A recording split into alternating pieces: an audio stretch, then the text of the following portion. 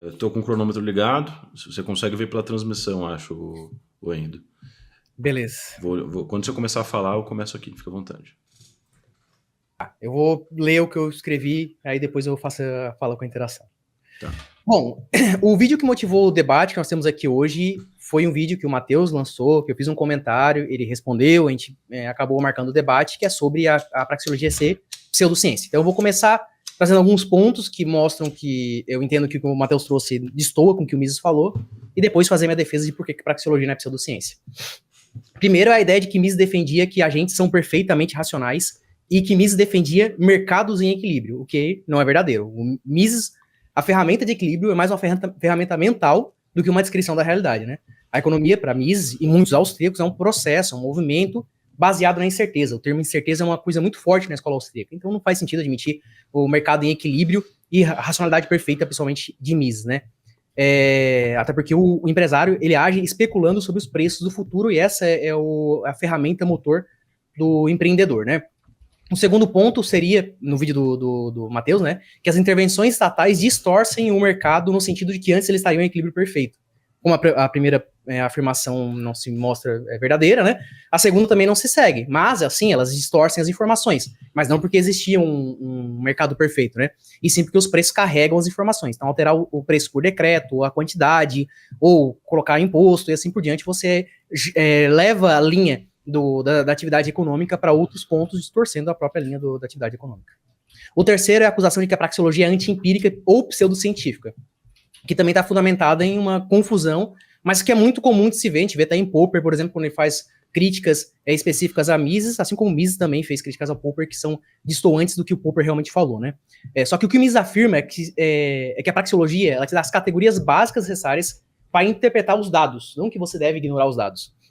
Então ela serve como uma análise de interpretação. Então, sem, por exemplo, as categorias da praxeologia, não tem justificativa da oferta, demanda, preço, custo e lucro, e Mises não inventou isso. Na faculdade de economia, a gente entende que existe o laço justificativo, por exemplo, da microeconomia, baseado no postulado do Bentham, né, de que o homem busca aumentar o seu prazer, se afastando da dor, e assim por diante. Então, esse tipo de fundamentação sempre existiu, Mises só quem melhor formalizou, né. E a importância dos dados históricos e que mostra que o Mises não defende uma racionalidade perfeita é a frase que ele fala: o homem não é infalível, busca a verdade, dentro dos limites de sua mente e de sua razão. Isso, para mim, é uma espécie de fabilismo, né, que o próprio Popper traz. Então, nós percebemos que essa seria a posição epistemológica de Mises, principalmente sobre os agentes. O quarto é que a crítica de que as ações humanas não são racionais, mas emocionais. Eu já falei isso várias vezes, né? As 35 primeiras páginas da ação humana, ele já critica isso, ele já traz isso, que existem ações instintivas, e ações propositadas, e a ação propositada é afetada pela emoção. Ele traz o exemplo do homem apaixonado, do homem bêbado. Então, não é uma coisa que o Mises discorda. Na verdade, é uma coisa que ele diz em 1945 para ser trazido como algo novo pela economia comportamental atualmente, né? Então, o Mises já trazia esse ponto. E por fim, que é onde vai ter o core da discussão, né, é a acusação de que é pseudociência.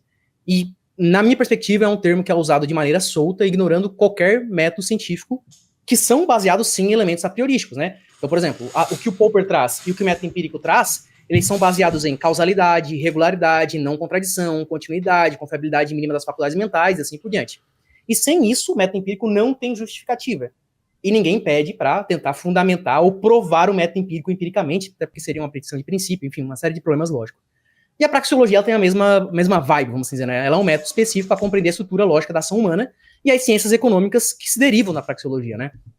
Então, chamar a praxeologia, por exemplo, de pseudociência, exige também classificar como pseudociência a própria fundamentação do método empírico e a própria fundamentação do Popper, porque o Popper assume compromissos com pressupostos a priorísticos, né? Então, eu não imagino, por exemplo, a gente admitir que o método empírico precisa ser justificado pelo próprio método empírico, como eu já falei, ou que ele precisa ser falseado, né? Mas alguém poderia dizer, ora, mas quando a gente usa o método empírico, nós percebemos que conhecemos, que gera conhecimento que corresponde à realidade. Mas a praxeologia também não? A praxeologia, ela também traz elementos da verdade. Tanto é que quando as pessoas tentam negar ela, elas, na verdade, comprovam a praxeologia. Né? Assim como a pessoa, quando tenta negar, por exemplo, o princípio da não contradição, ela prova o princípio da não contradição, né? Entre outros elementos aí que sustentam o método empírico. Então, quando falam, por exemplo, mas o Mises não usa dado, e etc., para fundamentar a praxeologia, claro, assim como ele, por exemplo, não vai usar uma garrafa de gasolina para fazer café, porque são objetos de discussão diferentes. Então, a praxeologia, ela não precisa dos dados, porque, na verdade, ela é a condição necessária para que a experiência da própria ação humana venha a acontecer. É tudo que o Mises fundamenta. 10 segundos. Então, obrigado. Então, o Mises, ele usa dados, sim. Nós temos o livro dele criticando, por exemplo, a crise de 29, mas toda a fundamentação dele está... Pronto. Tá. Então, agora, o Matheus Krepp tem 5 minutos para expor qual que é a sua posição. Então, peraí, um minutinho. Pode começar? Calma aí. Tá. Quando quiser, fica à vontade. Então, vamos lá. Primeiro, dar boa noite aí, Victorelli, tá? Gosto muito de você é um ótimo mediador aí, um dos melhores aí da internet. Saudar também o Henrido, que apesar das nossas discordâncias, a gente se lidou bem, né, nos nossos embates que a gente teve lá no TikTok, né, quando a gente foi organizar sobre o debate, a gente trocou uma ideia muito legal, foi interessante. Ontem até teve uma prévia, né, do debate, mas então vamos começar, né? Eu discordo de alguns pontos, tá? O primeiro ponto fundamental, a questão da ciência priorística, que a gente tem que entender o seguinte, né? Vamos explicar primeiro a minha tese, mas já adiantar que, primeiro ponto, o apriorismo que o Mises defende é diferente do apriorismo que o Popper defende. O apriorismo popperiano, ele se baseia, né, a base dele é no conceito nomológico, é para você construir algo que você vai responder ali, algo que você vai tentar responder sobre a realidade. Ou seja, né, então é totalmente diferente, é distinto, tá? Inclusive, né, o meu ponto de discordância com o Henrido é que você não consegue trabalhar a economia só no sentido a priorístico, tá? Porque a economia, ela envolve várias variáveis que a gente não consegue controlar. Por exemplo, eu vou dar um exemplo, isso aqui é o mainstream, tá? Eu sou heterodoxo, o mainstream é mais ortodoxo, mas eles fazem críticas ali, o Mises e etc. Eles mostram que quando você se baseia só no apriorismo, você vai automaticamente, né, os conceitos ali da realidade, né, você vai responder ele com imprecisão. Por quê? A economia ela é variável. Por exemplo, a lei da oferta e a demanda, como eu citei que a economia ela vai variar. Não necessariamente a lei da oferta e a demanda ela vai ser sempre, né, da maneira que a gente conhece. Por exemplo, vai ter um excesso de demanda, automaticamente os preços vão aumentar, ou quando tem uma queda de demanda, automaticamente, né, a oferta ela vai tentar aumentar ali para chegar a um equilíbrio e etc. Só que nem sempre isso acontece, tá? Isso mostra que a economia ela é variável. E o segundo ponto é o seguinte, eu caracterizo ela pseudociência porque ela distorce, né, o Mises no capítulo Economia e Praxeologia, né, ele vai fundamentar a praxeologia, ele coloca, basicamente, ele faz uma crítica que ele basicamente se baseia em um espantalho para literalmente se basear na sua ciência a priori. Ele critica os filósofos modernos, né, ele fala exatamente dessa forma.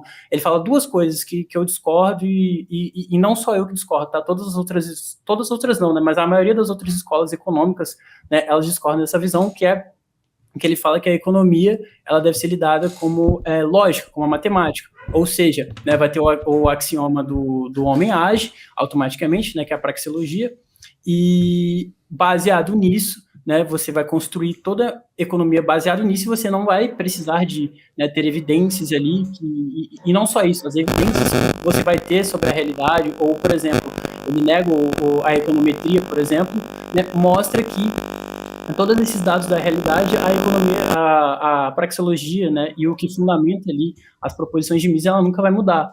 Por quê? Porque ela se baseia num só axioma, como se fosse matemática, a matemática é abstrata, esse é o primeiro ponto, a matemática é abstrata, ela não está dentro da realidade, então a realidade ela tem várias variáveis, a matemática não, 2 mais 2 vai ser sempre 4, agora uma política monetária, uma forma que você pratica uma política monetária em uma determinada região, ou um determinado momento, né, de uma crise, ou etc., ou como você expande a sua oferta monetária, né, ela vai variar, tá? Então isso acontece, só que tem um ponto, você consegue estimar isso, você consegue fazer cálculos econométricos que você vai ter essa precisão. Como a escola austríaca nega a econometria, inclusive a econometria, ela é responsável, né, pela criação de inúmeras teorias, inclusive, né, teorias que se concretizaram, por exemplo, mostrando a causalidade, né, de indústrias no nos países, como que isso gerou complexidade econômica, etc. Então, não pode se basear num só axioma para você querer explicar a realidade, né? Fica igual a matemática, só que não tem como. É uma ciência social, economia aplicada, e ela envolve comportamento humano. E o terceiro ponto, a questão do mercado. Tá? Quando eu estava falando do mercado, o Mises, ele vê o mercado não como uma máquina, realmente, tá? É que no vídeo do TikTok, a gente tem que ser breve, né? E às vezes, como estava explicando no vídeo, eu falei que algo que o Mises defende, que basicamente, não necessariamente aquilo, tá? A questão racional, né, foi de uma forma pejorativa, tá? Eita, ele caiu. Ele caiu, mas pode seguir. 5 segundos aí. Não de uma forma pejorativa, mas de uma forma pejorativa, porque basicamente, né... Pronto, terminou. Ele voltou aí? Terminou? Terminou o tempo. Tá. Vamos esperar ele voltar, então. Aí, foi. Desculpa, gente, fui lá pesquisar no chat GPT o que era praxeologia e juízes apenados. Esquete, né? Mas aí eu esqueci que se eu desligar a internet, o chat GPT não funciona, então não fui muito inteligente. Tu tava falando sobre, por exemplo, 2 mais 2 é igual a 4 sempre, EA nega a econometria, e se basear num só axioma para explicar a realidade. Foi onde eu parei de ouvir daí. Tá, mais 30 segundos então pra você finalizar, Crepe. Vamos lá. Então, para finalizar... Calma aí. Deixa eu só iniciar aqui. Pronto, quando quiser. Então, para concluir, né, quando eu estava falando da questão do mercado, o Mises ele vê o mercado como o melhor alocador de recursos. Então, quando no meu vídeo eu falei da questão do mercado, né, que eu citei das crises, etc., eu estava falando que se o mercado ele fosse o melhor alocador, ele não seria ineficiente, ele não dependeria do Estado para sair dessas crises. E o segundo ponto é que ela é pseudociência porque a questão nomológica, a questão a priorística do Mises é diferente do Popper. O Popper é para construir uma base que vai ser explicada na realidade, que vai ser usada na realidade, mas não um fim em si mesmo. Então, a questão do Popper... É isso mesmo. Deu. Vamos lá. Então, agora o Henrique começa, a gente já passou pelo estágio de confrontação, os dois debatedores já apresentaram seus pensamentos, em suma a coisa tá girando em torno da questão de se praxeologia é pseudociência ou não. Esse é o ponto central da discussão e vou pedir para os debatedores tentarem focar o máximo quanto possível nesse ponto. Tá? Vamos lá, Henrique, então 5 minutos quando quiser. Bom, beleza, vamos lá então. Bom, como a gente sabe, a ciência ela é um corpo organizado de conhecimento, e o conhecimento é uma crença verdadeiramente justificável, e a justificação é o meio pelo qual a gente usa isso, né? Então, a praxeologia, ela trata de um objeto que é real. Então, você não vai ver, por exemplo, as pessoas falarem assim, não, a praxeologia tá errada, ela é falsa. Elas vão dizer o quê? Não, ela é pseudociência. Eles sempre tentam argumentar no sentido de tentar refutar pela lateral. Tipo, não dá pra dizer que ela é falsa sem cair numa contradição prática, mas... isso não dá um caráter meio que pseudocientífico? Ele falou que o apriorismo de Popper é diferente do Mises. Eu gostaria que depois ele argumentasse um pouco mais sobre isso. Porque os elementos apriorísticos que o Popper sustenta não tem diferença no sentido de... claro, em termos de fenômenos tem, né? Por exemplo, o princípio da continuidade, assim por diante. Mas ele tem a mesma utilidade do que a própria axiologia. Daí ele fala, não, mas para ligar a realidade. É alguma realidade em que o ser humano age propositalmente para atingir um fim, por exemplo, menos satisfatório? Não. Sempre que ele age propositalmente para atingir um fim mais satisfatório. Então ele fala da realidade. E aí já pego também um outro ponto aqui, que é sobre explicar a realidade num axioma, né? A praxeologia, me deixa isso bem claro, na ação humana, ela serve para falar só sobre a ação individual. Aí quando ele chega na parte 2, quando ele fala da ação na sociedade, no livro Ação Humana, ele começa a tratar da economia. Daí ele vai usar de outros axiomas, mas não para explicar todo o mundo, mas para explicar os objetos a serem discutidos. Por exemplo, eu duvido alguém, por exemplo, conseguir refutar o axioma de que o indivíduo, quando ele troca, ele valoriza mais o que está recebendo do que está dando em troca. Ele precisa fazer isso necessariamente para que isso aconteça. Isso está em conformidade com a praxeologia. Não é só um axioma, são uma série de elementos que fundamentam o axioma. Tanto é que a praxeologia, a ação propositada, ela tem, pelo menos 5 condições necessárias não suficientes, ou seja, ela precisa estar todas efetivadas para acontecer a ação propositada, para acontecer. Pura vontade em prática, ser capaz de criar juízos, ser capaz de criar nexo causal, enfim, um monte de elemento que estão ali, né? Ele comentou, então, enfim, nessa questão do um axioma cai, 2 mais 2 é igual a 4 sempre, beleza? Todo ser humano vai agir propositalmente para atingir um fim mais satisfatório sempre, o princípio da causalidade vai sempre existir e assim por diante, então não existe grandes diferenças nesse sentido. E a nega econometria. Meu primeiro debate que eu apareci na internet é debatendo com o Slupko, o praxeologista, e eu fiz a defesa da econometria. A escola austríaca tem vertentes que rejeitam a econometria. Eu fundamento a minha defesa numa obra chamada Fundamentos Últimos da Ciência Econômica do Mises, em que ele faz uma defesa estatística, por exemplo, a função da estatística. E aí ele faz Ele confronta a econometria como uma função que nenhum econometrista aceita. Por exemplo, se tu pegar um livro de introdução à econometria, você vai ver que ele vai falar que o quê? Olha, as correlações, elas não indicam causalidade, primeiro ponto. Mas de onde que vem, então, causalidade? E aí os estatísticos falam, vem de um juízo a priori, de uma teoria. Não pode vir dos dados observáveis, né? Então a própria econometria introdutória, ela meio que concorda com a escola austríaca, e nós entendemos que a IA não necessariamente rejeita a econometria, né? Eu sou um misesiano, eu acho que roxo, vamos assim dizer, né? No âmbito da epistemologia, e mesmo assim eu consigo fazer uma defesa da econometria. Bom, esse aqui já foi também. O mercado ele é o melhor alocador de recurso escasso, porque ele é o que melhor responde às verdadeiras necessidades do indivíduo, dado que a ação política é, em última instância, sobrepor uma vontade sobre o outro indivíduo. Então você descola, por exemplo, da manifestação da preferência para poder agir na economia, né? Mas esse nem é a discussão, porque a discussão é sobre praxeologia ser pseudociência, mas só queria trazer esse ponto aqui. Então, bom, claro, oferta e demanda, ela vai mudar.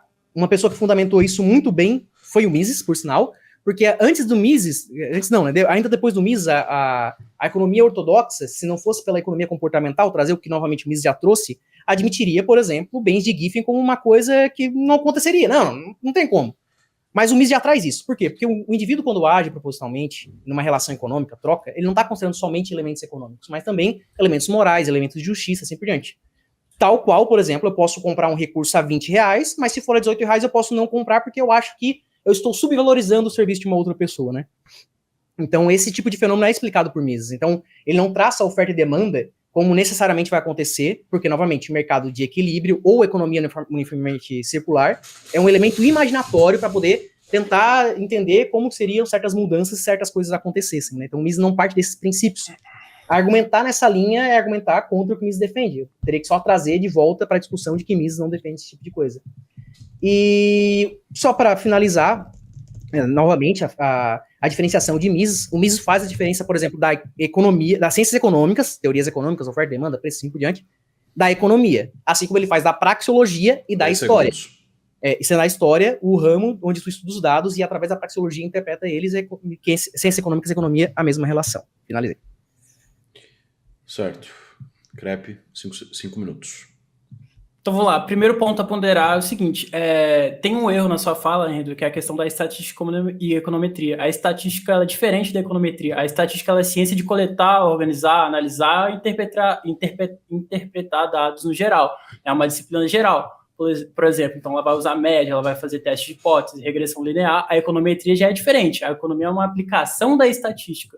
E a matemática é a economia, com foco, né, com modelos ali de relações econômicas, né, reais usando dados. Então, envolve regressão múltipla, né, endogeneidade, problemas econométricos típicos, né, que é causalidade de Grander, né, e viés de variável omitida, por exemplo. Né, isso ele não usa, né, que são elementos fundamentais para você, né, colocar se uma teoria ela vai ser fundamentada e ela é usada na prática. Né, você vai pegar todos esses teoremas da econometria e vai basear nisso, ele não segue. Então, esse é o primeiro ponto. O segundo ponto fundamental sobre o Mises, né, que é o seguinte, tá? O problema não é em si a praxeologia. E tem que entender um ponto seguinte, você também não consegue refutar a questão nomológica, né, das outras escolas econômicas. Por exemplo, a escola institucionalista, ela fala que, né, o ser humano ele vai agir de acordo com as instituições, né, de cada região, e ele vai agir de acordo com elas. Ou o pensamento keynesiano para a crise. O pensamento keynesiano para a crise é como?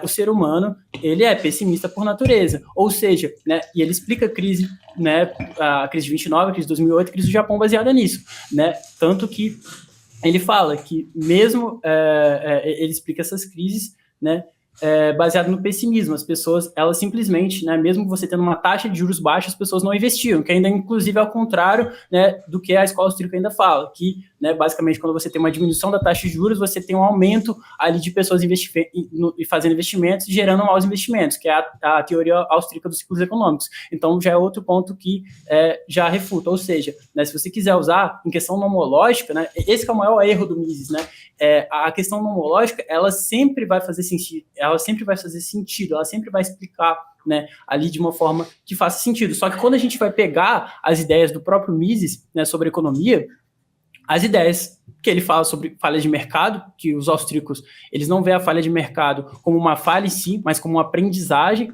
né, como um aprendizado e etc. E isso tem vários problemas. Outra coisa também, a escola austríaca, ela vê o mercado, né, ali como a força motriz de uma economia, e de acordo com cálculos econométricos que o Mises é contra, aponta que países que atingiram a complexidade econômica foi através de industrialização e política, e inclusive essa industrialização, a industrialização desses países, ela gerou, né, ela veio de uma política industrial protecionista, com o Estado sendo a força motor. Então, né, o ponto é o seguinte, a praxeologia é o explicamento do comportamento humano de uma forma nomológica, mas, né, inclusive, ela é usada na base das teorias econômicas, né, do Mises. Ela é a base principal. Ele pode usar outros princípios e etc., mas ela é a base principal para você, né, criar. Ou seja, então, o que foi criado do Mises sobre economia e etc. não responde à realidade. A realidade, né, ela não é como o Mises propunha sobre a questão da economia. A própria teoria austríaca dos ciclos econômicos, ela é bem problemática. A própria questão da falha de mercado, né, que a gente vê, né, do Mises, ou também, né, por que ela é pseudociência? Porque quando você se propõe a explicar a realidade e você vai para a realidade e vê que é totalmente ao contrário da escola austríaca, que a gente pode entrar nesse debate para mostrar que a praxeologia é pseudociência, você simplesmente vê que não bate. Se você quer explicar a realidade e a sua própria realidade ela contradiz, como as políticas econômicas industriais que vieram de protecionismo com o Estado sendo a força motriz, não faz o menor sentido. Inclusive, o Estado como força motriz que gerou crescimento, tá? O Mises, ele vê a questão do mercado impulsionar a economia, porque justamente o Estado ele nunca vai gerar ali e vai alocar da forma eficiente como mercado, ou seja, ele nunca vai trazer riqueza, só que ao contrário, inclusive usando um cálculo econométrico, e deu para entender que tem uma diferença entre econometria e estatística, tá? Estatística você vai coletar dados e etc, mas a econometria é totalmente diferente, ela envolve outras variáveis, então não tem como você usar isso. Então, é basicamente isso, e o Mises, né, ele falha muito, né, como eu falei, você não conseguiu escutar, claro que você caiu, mas ele confunde, né, ele usa a ciência a priori para explicar a ciência em si mesma, só que o Popper, o Kant e, por exemplo, o Círculo de Viena, não, eles usam como base para depois você ter o experimento e você observar a realidade que o Mises é contra. Pronto. 5 minutos ainda. Eu posso só pedir para ele repetir a última frase da ciência a priori ali? Ficou meio confuso? Por favor. A questão da ciência a priori, o Mises ele usa para explicar, por exemplo, ele usa assim, tem um axioma do homem-age, então a gente já vai deduzir economia baseada nisso. Agora, a questão... Caiu de novo. Caiu de novo. Pode explicar, né? O que você pediu? Claro, por favor. Então, pode falar? Claro. Então vamos lá, a confusão que eu falei, né, é o seguinte, né, por exemplo, a filosofia moderna, né, Kant, né, o kantiano e o Popper, né, a conhecimento a priori é formal, ele é a estrutura da mente que organiza a experiência, ela não cria o conhecimento sobre o mundo concreto, ele vai moldar só como percebemos, né, e o Mises, ele fala que o conhecimento a priori da ação humana é material, então automaticamente contém um conteúdo factual sobre a realidade, né. Então, por exemplo, os humanos agem intensamente que certas leis econômicas sempre são verdade. Ou seja, né, ele está tratando o apriorismo como se já descrevesse as propriedades reais do mundo e etc. Né? Algo que um cara que defende o conhecimento a priori kantiano jamais faria isso. É totalmente diferente. Um é para construir e você ter a ciência, e o Mises ele usa já para explicar como ciência. Esse é o maior erro dele. Então vamos lá, 5 minutos aí, Henrique. Beleza, vamos lá, se claro me permitir, né? Bom, o primeiro ponto é sobre estatística diferente de econometria. O meu ponto é que Mises não rejeita dados, nem estatística nem econometria. Eu não disse que as duas coisas são as mesmas coisas. Eu comentei que ele faz uma defesa da estatística e ele também usa, de certa maneira, essa base para poder fazer uma defesa da econometria, mas não como, por exemplo, uma refutadora de teoria. Não é o que Mises defende. Mises defende a econometria como uma forma de testar, vamos assim dizer, como os fenômenos se manifestam na realidade, mas a teoria econômica ela é anterior a esse tipo de coisa. Então, esse é o primeiro ponto que eu adicionaria. Crise baseada em pessimismo é a explicação mais simplista que existe, né? As pessoas não começam a alocar de forma errada os recursos, e aí elas ficam tipo, vai continuar dando errado, Não, existe uma distorção nas informações, ou até informações que são verdadeiras, mas as pessoas tomam decisões erradas que leva à crise. A justificativa do pessimismo é ruim. Diminuição da taxa de juros não é o que gera investimento. Isso é uma distorção gritante, porque a taxa de juros que nós temos não é a taxa de juros que vem do mercado, né? Mas, tipo, o nível de poupança é tal, então a taxa de juros deveria ser essa. O que a gente tem, na verdade, é num país que consome bastante uma taxa de juros baixa para tentar incentivar investimento para ofertar produto e consumo ao mesmo tempo, que gera desencontro, gera o cabo de guerra, que o Jorge Ouro fala no livro dele, e leva à crise. Exemplo prático, Brasil, no governo Dilma, nós tivemos taxa de juros reais negativas, ou seja, taxa de juros mais deflação, né? Reais negativas, nós tivemos a crise de 2017, que não foi por causa de golpe ou coisa do tipo, foi por conta dos maus investimentos que tiveram. Por sinal, nessa época, foi a época em que nós tivemos, por exemplo, o maior crédito cedido pelo órgão público do que pelo órgão privado. Nós tivemos mais de 50% dos créditos dados pelo órgão público, isso muito claro, evidentemente, por conta do que a gente chama de crédito direcionado aqui no Brasil. Nós temos uma política de crédito direcionado, Minha Casa Minha Vida, vamos assim citar, que fez com que não tivesse um respaldo nem da taxa de juros, ou seja, a taxa de juros estava subindo, mas o crédito estava seguindo mesmo assim, e fez com que os órgãos públicos tivessem, as instituições financeiras públicas tivessem esse empoderamento para fazer essas atividades, né? E industrialização do país foge do tema, porque a ideia é falar sobre se a praxeologia é pseudociência ou não, e a praxeologia não é usada para economia. Toda vez que praxeologia, Mises tenta usar a praxeologia, não tenta usar, Mises faz a diferenciação, ele fala que os teoremas econômicos que você usa para poder fazer análise da economia, mas ele deixa bem claro que o homem é infalível e que, apesar que pode dar erro, é o método mais adequado, né? Partindo novamente da posição até do Popper, de uma pressuposição de que o conhecimento ele não é perfeito, né? Ele é falho. Nós temos uma tendência a se aproximar mais da realidade. Praxeologia é pseudociência, porque contradiz a realidade. Bom, ele vai ter 5 minutos, depois o Matheus Krepp. Eu gostaria de desafiar o seguinte, só ele agir propositalmente para atingir o primeiro satisfatório. Se conseguir, beleza, praxeologia é pseudociência. Se não, ela não contradiz a realidade, então o teu statement está literalmente refutado, né? Então, vai ter outro tempo depois para fazer isso.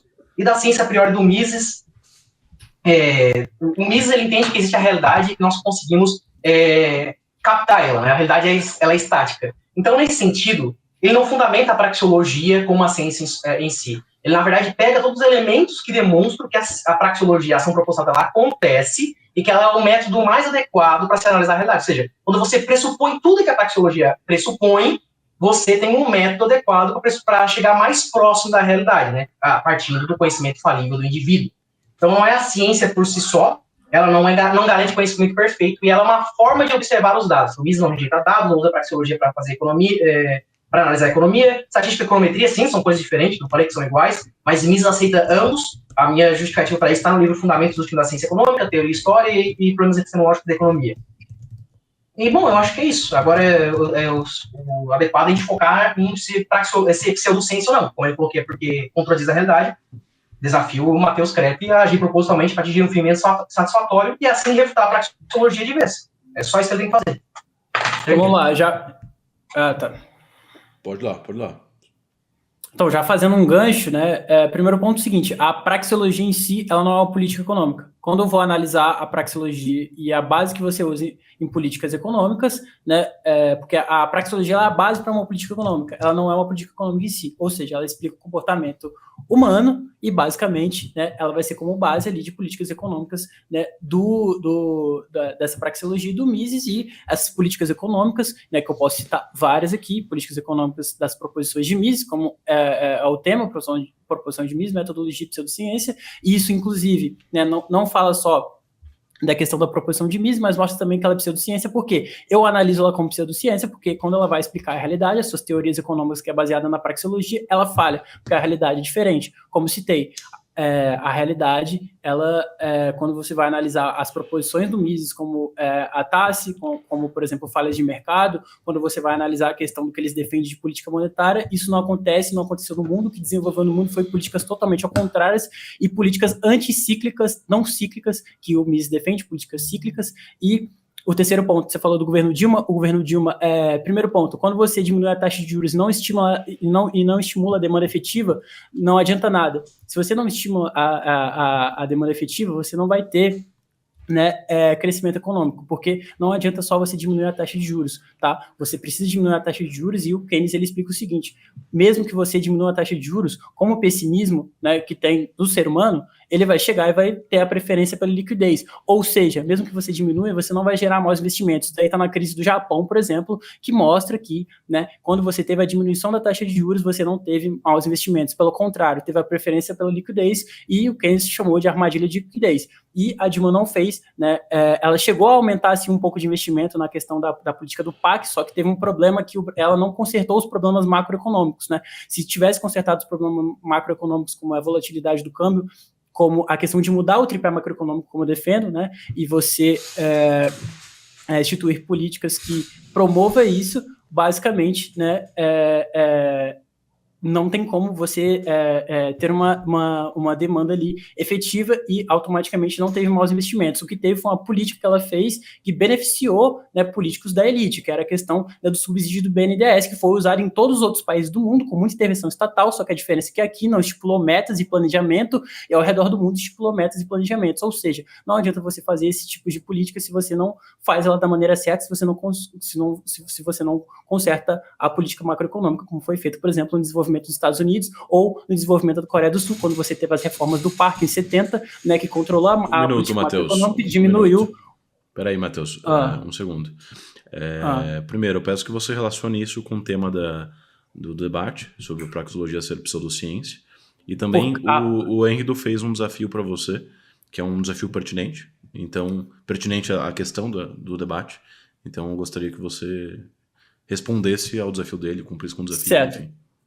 Primeiro ponto que você falou, né, há de se mostrar essas políticas econômicas, sim, porque ela está totalmente ligada, né, porque a base dessas políticas econômicas é a praxeologia, e a praxeologia, ela, com certeza, a praxeologia ela é a maior base usada ali por essas políticas econômicas. Então, né, se você... então, automaticamente, a gente tem que pegar as políticas econômicas que são baseadas nessa praxeologia, porque ela não é uma política econômica em si, né? Ela explica o comportamento humano. Então, a gente tem que pegar essas políticas e ver, olhar para a realidade e ver que elas não existem na realidade, elas não são seguidas. Então, ela não explica. O que ela tenta se propor a explicar, ela não vai explicar. E segundo ponto, qual que era o desafio? Só um minuto, eu não entendi uma coisa. A praxeologia são políticas econômicas ou não? Isso ficou confuso para mim. A praxeologia é a base das políticas econômicas. E se você segue ela, se você está seguindo uma política econômica que tem a base de praxeologia, você está usando da praxeologia. O desafio é você agir propositalmente para atingir um fim menos satisfatório. É basicamente mostrar numa ação propositada que Mises errou, que não tem contato com a realidade. Não, não, mas eu não discordo disso. O ponto é o seguinte, a praxeologia, então ela é pseudociência, então. Não, ela é um axioma.